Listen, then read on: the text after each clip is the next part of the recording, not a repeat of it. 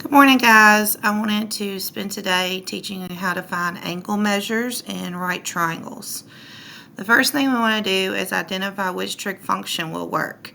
So based on what's given to you in the picture, you have to use your trig functions that we learned together in class to do that. So remember SOHCAHTOA to help you pick that out.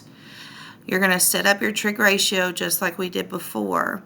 However, this time we're actually going to calculate the angle. So you're going to use the inverse keys in your calculator. So I'm going to pull up the Desmos. When you go to your Desmos, you're going to not use sine, cosine, and tangent. You're going to use the inverse function. So if you hit right here, functions, you'll see sine -1, cosine -1, tan -1. All right, so let's look at some examples. So this first one here, you can see they're asking us to find this angle right here, x, and we are given the opposite and hypotenuse. So since we're using opposite and hypotenuse, we want to do sine. So sine of x equals 9/14.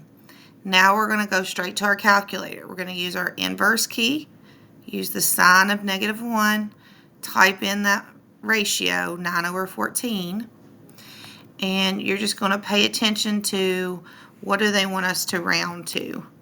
And most of the problems today are going to have you round to the nearest tenth. So that would just be 40.0, and it would be totally fine if you put 40, since it's the tenth spot is 0. Okay, here's another example.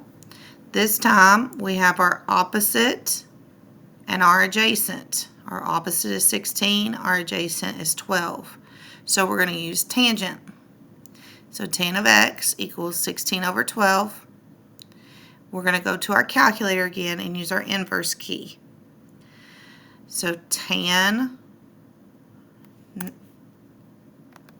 of 16/12.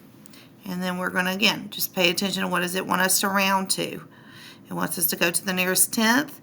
Since the hundredth spot is a 3, we don't round up. So that's 53.1 degrees. Last example. This time we know our adjacent is 9 and our hypotenuse is 22. So adjacent and hypotenuse, we want to use cosine. So cosine of our angle, cosine of x, equals 9/22. Again, we're going to go straight to the calculator using our inverse key. Cosine 9/22. And we're going to round to the nearest tenth. So this time we want to round up. Since the hundredth spot is a 5, we're going to round that to 65.9. 65.9. Reach out if you have any questions or need any help, guys. Go ahead and get that stuff done, and I hope you have a wonderful day and are staying safe.